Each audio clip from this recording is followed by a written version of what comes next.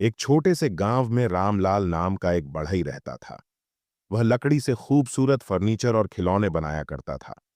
उसकी कला पूरे गांव में मशहूर थी, लेकिन गरीबी के कारण वह अपना काम शहर तक नहीं पहुंचा पाता था।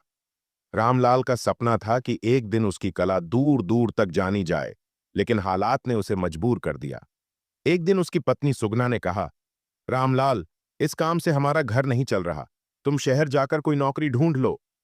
रामलाल को यह बात सुनकर बहुत दुख हुआ, लेकिन अपने परिवार की जरूरतों को देखते हुए उसने शहर में एक फर्नीचर की दुकान में काम करना शुरू कर दिया। रामलाल काम तो करता था, लेकिन उसका मन हमेशा अपनी पुरानी कला में ही लगा रहता। एक दिन उस दुकान के मालिक के घर पर उनके पोते का जन्मदिन मनाया जा रहा था। रामलाल ने सोचा, क्यों ना मैं लकड़ी से एक खास खिलौना बनाकर बच्चे को तोहफे में दूं। वैसे भी गरीब का तोहफा कौन देखता है। यह सोचकर उसने रात भर मेहनत की और एक लकड़ी का सुंदर घोड़ा बनाया। जन्मदिन के मौके पर जब रामलाल ने वह खिलौना तोहफे में दिया, तो सभी बच्चे उसे देखकर खुश हो गए। वे खिलौने से इतना प्रभावित हुए कि सबने अपने अपने माता पिता से वैसे ही खिलौने की मांग शुरू कर दी। मालिक ने जब देखा कि रामलाल का बनाया खिलौना इतना पसंद किया जा रहा है, तो उसने रामलाल को बुलाया और पूछा, ये खिलौना कहाँ से लाए हो?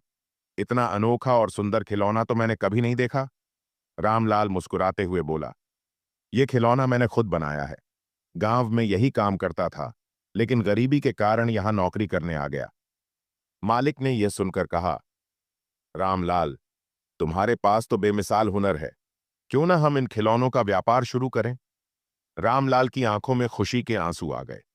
मालिक ने उसे खिलौने बनाने का काम दे दिया और बदले में अच्छी तनख्वाह और रहने का घर भी दिया। अब रामलाल का परिवार खुशहाल था और उसका हुनर भी दुनिया भर में पहचान बना चुका था।